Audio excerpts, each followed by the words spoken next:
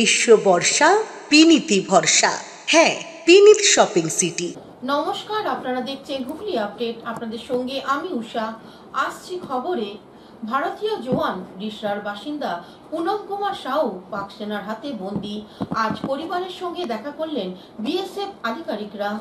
হুগলির রিষড়ার এক বিএসএফ জওয়ান পাঞ্জাবের সীমান্তে টহল দেওয়ার সময় পাক সেনার হাতে আটক। নাম পুনম কুমার সাউ। বাড়ির মানুষ দুশ্চিন্তায়। আজ বিএসএফ কর্তারা পুনম কুমার সাউ এর বাড়িতে আসেন, পরিবারের সঙ্গে কথা বলেন। আগামীকাল ওই জওয়ানের স্ত্রী রজনী সাউ আগামীকাল ফ্লাইটে চণ্ডীগড় হয়ে পাঠানकोटे যাবেন। हम लोग कब जा रहा है? हम लोग कल जा रहे हैं सर। कल कितना बजे? कल 1 बजे हम लोग का दमदम से फ्लाइट है। अच्छा, तो कहाँ जाएंगे? चंडीगढ़ जा रहे हैं। चंडीगढ़ से फिर पठानकोट जाएंगे, उनका जो हेडक्वार्टर है। अब बहुत ही अच्छा लग रहा है, इन लोग को देख के ही थोड़ा साहस मिल रहा है कि नहीं अब कुछ रिजल्ट आएगा।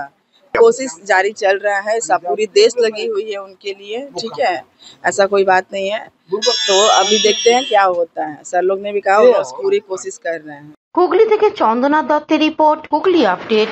ভারতবর্ষকে অবিলম্বে কঠোর পদক্ষেপ নিতে হবে কাশ্মীর কাণ্ডে, এমনটাই জানালেন লিগাল এড ফোরামের সাধারণ সম্পাদক তথা সুপ্রিম কোর্টের আইনজীবী জয়দীপ মুখার্জি। গণহত্যা যেটা হয়েছে এটা অত্যন্ত নিন্দনীয় এবং কোনো কিছু বলার ভাষা নেই। এবং এটা সম্পূর্ণভাবে যে জঙ্গি সংগঠনগুলো করেছে এই কাজকর্ম, যখন কাশ্মীর একটা খুব পিসফুল স্টেট হিসেবে ভারতবর্ষে পরিগণিত হচ্ছে, বিশেষত 2019 সালের পর থেকে যখন 370 ধারা তুলে দেওয়া হলো, তখন কাশ্মীর ঠান্ডা হয়ে গেছিলো এবং ওখানে জঙ্গি উপদ্রব এবং অন্যান্য যে সমস্ত উপদ্রবগুলো ছিল সেই সবগুলো সব বন্ধ হয়ে গেছিলো। কিন্তু এটা যে হঠাৎ ঘটনা ঘটলো যে নিরীহ পর্যটকদেরকে ধর্মীয় তাদের পরিচয় জেনে রেখে হত্যা করা হলো, এই ঘটনার সঙ্গে সম্পূর্ণভাবে যুক্ত হচ্ছে পাকিস্তানের আইএসআই এবং আইএসআইয়ের মদতপুষ্ট জঙ্গি সংগঠন। এখন ভারত সরকারকে অত্যন্ত সুদৃঢ় পদক্ষেপ গ্রহণ করতে হবে এবং ডিপ্লোম্যাটিক কূটনীতিক উপায়তে যেরকমভাবে করবে, পাশাপাশি স্বরাষ্ট্র এবং পররাষ্ট্রগতভাবে আপনার এই পাকিস্তান এবং তার আইএসআই যে জঙ্গি সংগঠন মদতদাতা যে সংগঠনগুলো আছে এদের বিরুদ্ধে কঠোর সামরিক পদক্ষেপ গ্রহণ করতে হবে। এই কাজটা করতে গিয়ে আমাদের দেশের অনেক জওয়ানরা তারা কিন্তু শহীদ হচ্ছে।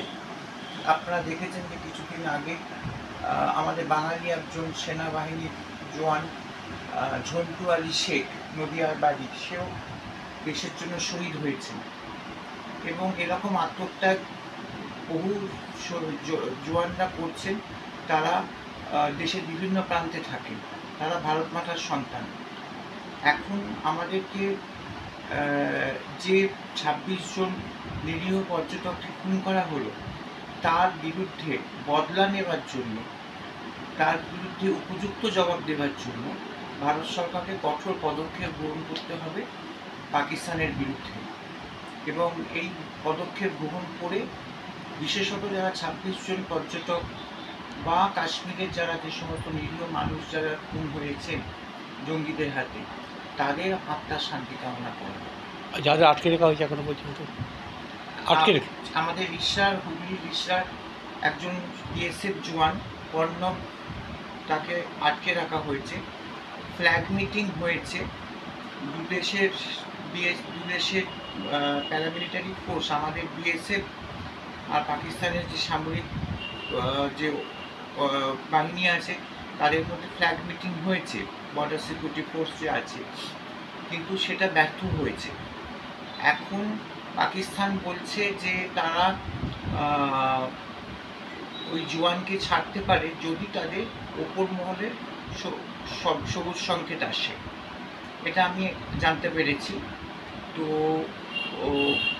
কিন্তু এটা বিভিন্ন সময় আমাদের দেশে বাংলাদেশ, পাকিস্তান, নেপাল, ভুটান, এই যে বর্ডারগুলো এলাকাগুলো আছে, এই এলাকাগুলো অনেক জায়গাতেই চিহ্নিত নেই এবং এই চিহ্নিত না থাকার ফলে অনেক সময় সিভিলিয়ানরা এবং সামরিক বাহিনীর মানুষরা যারা বর্ডার সিকিউরিটি ফোর্সে রয়েছে তারা অনেক সময় হয়তো অন্য দেশের সীমানার মধ্যে ঢুকে পড়ে।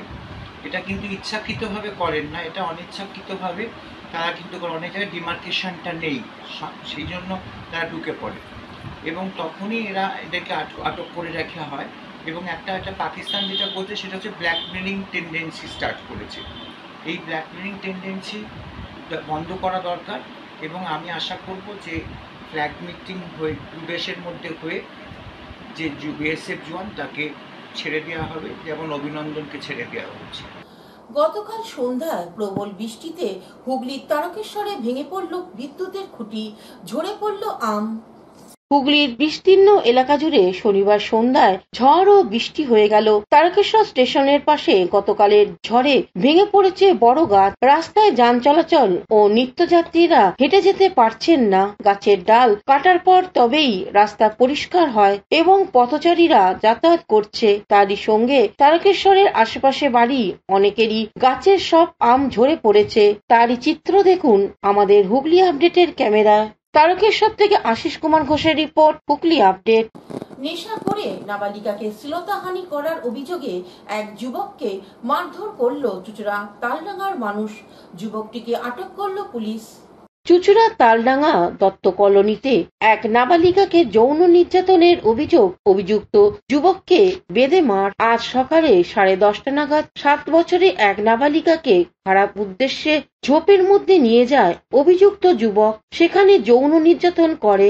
অভিযুক্ত নাবালিকাকে বাড়ি থেকে নিয়ে যায়। নাবালিকার বোন দেখে তার ঠাকুমাকে জানায়। মেয়েকে খুঁজে পাচ্ছিলেন না তার বাবা। এরপরেই অভিযুক্তকে ধরে বেঁধে রাখে স্থানীয়রা। চলে মারধর। খবর পেয়ে চুঁচুড়া থানার পুলিশ গিয়ে অভিযুক্তকে উদ্ধার করে। নির্যাতিকাকে হাসপাতালে নিয়ে যাওয়া হয় মেডিকেল করাতে। অভিযুক্ত যুবক শুভ সাহা ওরফে ছোটকার দাবি, সে গতকাল রাতে নেশা করেছিল। সেই নেশা সকালেও কাটেনি। তবে নাবালিকাকে যৌন নির্যাতনের অভিযোগ অস্বীকার করে সে। স্থানীয়রা জানান, মদ গাঁজা খায়। ছোটকা পাড়ায় অনেকের বাড়িতে যাতায়াতও আছে। তবে এই ধরনের অভিযোগ আগে শোনা যায়নি। চুঁচুড়া থানার পুলিশ ঘটনার তদন্ত শুরু করেছে। কিচ্ছু করিনি, আমি গেছি জাস্ট ড্রেনের উপরে গেছি, এদিকে ড্রেন দিয়ে ঘুরে আমি চলে গেছি। আমার নাম ছোটকা। ভালো নাম শুভ। আমি ভালো নাম শুভ সাহা। শুভ সাহা। এখন কি মদ খেয়ে আছো? আমি রাত্রিরে খেয়েছি, এখন খাওনি? এখনো নেশা কাটেনি তো? রয়েছে, আমি এখন নেশাটা রয়ে গেছে। আমি এসে চান টান করেছি বাড়িতে, করে আমি বাড়িতে কে কে আছে তোমার? বাড়িতে খালি মা থাকে, আমার কার সাথে লেনদেন নেই। মা আছে, দাদা আছে। কোথায় বাড়ি? কোথায়? এখানে। আমি মেয়েটা খাওয়া দাওয়া করে আমি কাজ করছি এখানে এবং যাওয়ার কথা ওদের নিমন্ত্রণ আমার দিমে দু ছেলে, ঠিক আছে। এবার ছোটটা বললি কি, বাবা দু বাড়ি পাঠাবে না আমাদের? ঠিক আছে, তাহলে রেডিও আর দিদিকে ডাক। বলছে খুঁজে পাচ্ছি না মেয়েটাকে, পাচ্ছি না খুঁজে। দিদি কোথায় গেল? দিদি খুঁজে পাচ্ছি না। তখন বলছে দিদিকে তো ছোট টাকা ডেকে নিয়ে গেছে, ঠিক আছে। এবার তখন বাবা সব বন্ধুগুলো সবাই খুঁজছে, এই খুঁজে পাচ্ছে না, খুঁজে পাচ্ছে না। ফোন করছে না, ওর ফোনে সুইচ অফ। হুগলি থেকে চন্দনা দত্তের রিপোর্ট, হুগলি আপডেট। এখন নিয়ে নেব বিজ্ঞাপন বিরতি। বিরতির পর ফিরে আসছে খবরে। শীত, গ্রীষ্ম, বর্ষা পিনিতি ভরসা। হ্যাঁ, পিনিত শপিং সিটি। যে কোনো মরশুমের রেডিমেড জামা কাপড় পাওয়া যায় একই ছাদের তলায়। ছোট থেকে বড়, পুরুষ, মহিলা ও শিশুদের একমাত্র নির্ভরযোগ্য প্রতিষ্ঠান। শীতকালীন যে কোনো শাড়ি, জিন্স, টপ, কুর্তি, চুড়িদার, পাঞ্জাবি মানেই বিনীত শপিং সিটি। আখন বাজার, চুঁচুড়া, Hooghly. Enjoy a weekend at Vedam, the paradise of peace.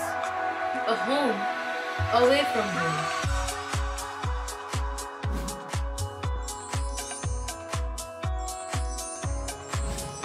See yourself resonating with the nature. Vedam welcomes you to create your best memories. Amala nursing home. Potshati, your ultimate destination for weekend leisure. Marriage, conference, shooting and get together all are in one roof. Yes, think about Potshati, Hugli. বিরতির পর ফিরে এলাম খবরে। হুগলিঘাট স্টেশনে উচ্ছেদকে আটকালেন বিধায়ক অসিত মজুমদার। হুগলি জেলার বিভিন্ন এলাকায় রেলের জায়গা দখল করে বসবাসকারী মানুষদের উচ্ছেদ নিয়ে গত কয়েক মাস ধরেই চাঞ্চল্য ছড়িয়েছে। সেই প্রসঙ্গেই চুঁচুড়ার পৌরসভার অন্তর্গত 10 নম্বর ওয়ার্ডের বারোদুয়ারি মোড় সংলগ্ন ব্রিজের তলায় গিয়ে দেখা গেল বিগত বহু বছর ধরে বহু মানুষ এখানে বসবাস করছেন। রেল কর্তৃপক্ষ সম্প্রতি তাদের উদ্দেশ্যে উচ্ছেদের নোটিশ জারি করেছে। এদিন চুঁচুড়ার বিধানসভার বিধায়ক অসিত মজুমদার নিজে উপস্থিত হয়ে বসবাসকারী মানুষদের সঙ্গে কথা বলেন। বিধায়ক আশ্বাস দেন, কাজ শেষ হওয়ার পরই এই মানুষদের পুনরায় তাদের পুরনো জায়গায় ফিরিয়ে আনা হবে। তবে স্থানীয় বাসিন্দারা অভিযোগ করে বলেন, আমাদের এখনই উঠে যেতে বলা হচ্ছে। খোঁজই নেই না, এখনো পর্যন্ত কোনো খোঁজ নেই। আপনারা এসেছিলেন বলে আপনি এসছো, উনিও এসছে, আপনি আসুনি, উনি আসুনি। মানে এতদিন আসেনি? না, এতদিন আসেনি। খালি বিধায়ক এসেছিল, একদিন এসেছিল বিধায়ক, তারপর কেউ আসেনি। এটা বানানো কথা, এখন কি না বানাবে এটা আগে সেই দিনে, তারপরে এখন একদিনও আসেনি। আমাদের রঞ্জু হরিজন। বিধায়ক অসিত মজুমদার বিরোধী দলনেতা এবং বিজেপি সরকারকে তীব্র ভাষায় আক্রমণ করে ছাগল ও সার্মীয় বলে মন্তব্য করেন। না হলে রেলের তলায় থাকে, যাদের কিছু উপায় নেই তারাই তো রেলের এই জায়গায় থাকে। যাদের কোনো অবস্থা থাকে তারা কখনো এত কষ্ট করে থাকে? এরা আমাদের তো গভর্নমেন্ট নয়, রেলটা তো কেন্দ্রের বিজেপি সরকারের। আমার সঙ্গে 9-এর কাউন্সিলর, 10-এর কাউন্সিলর, আমার সিআইসি স্বাস্থ্য, আমার সিআইসি পিডাব্লিউডি, 30-এর কাউন্সিলর, আমরা সবাই এসছি। আমরা এদের পাশে আছি, কিন্তু কেন্দ্রের সরকার রেল রিপেয়ার করছে, রেলের ব্রিজের অবস্থাও ভালো নেই। যার জন্যে আমরা বলেছি যে এদের টাইম দিন, হুড়োহুড়ি করলে হবে না তো। 4000-5000 টাকা ভাড়া এরা কোথায় পাবে? আস্তে আস্তে করুন। আমি এইমাত্র এখান থেকেও এইকে ফোন করলাম, উনি বললেন AIWতে কথা বলবে। সেন্ট্রাল গভর্নমেন্ট, বিজেপি সরকার, এরা তো গরিব মানুষের পেটে লাথি মারার জন্য আছে। আমরা গরিব মানুষের সঙ্গে আছি, এদের বিপদে আপদে আমরা আছি। রেলের রিপেয়ার হয়ে গেলে এদের এখানে বসবার দায়িত্ব আমাদের, কিছু নয়। এগুলো নাটকবাজি। আমরা হিন্দু নই, হিন্দুত্ব বিজেপির কাছে শিখতে হবে। ওই ছাগল কুকুরগুলো হিন্দুত্ব শেখাবে না। আমরাও হিন্দু, এখানে যারা আছে হিন্দু মুসলমান সবাই আছে। আগে মানুষ না হলে হিন্দু মুসলমান হয় না তো। অতএব মানুষ ধর্ম আমাদের কাছে আগে।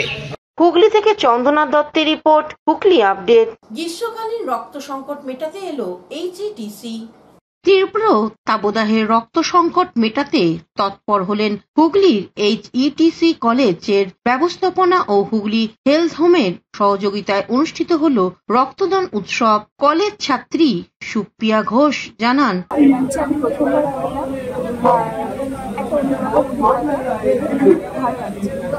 প্রথমবার রক্ত দেওয়াটাই সত্যি খুব স্মরণীয়। প্রথমে ভয় পেয়েছিলাম, কিন্তু পরে আর ভয় লাগেনি।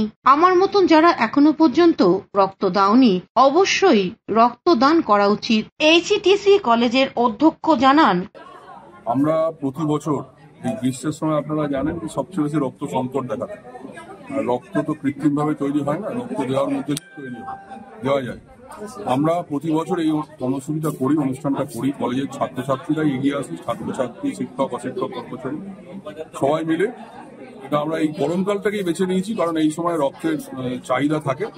এবারও আমরা সেটা করছি এবং সেই কর্মসূচি আপনি দেখছেন ছাত্ররাই মূলত, তার সঙ্গে আমাদের ফ্যাকাল্টি, স্টাফ, অ্যাডমিনিস্ট্রেটিভ স্টাফ সবাই মিলে আমরা সঙ্গে স্টুডেন্ট হেলথও আমাদের সঙ্গে আছে, তাদেরই সহযোগিতায় আমরা এই প্রতি বছরই আমরা এই রক্ত সংকটের সময় রক্তদান করে থাকি, তাই এবছরও আমরা রক্তদান করছি।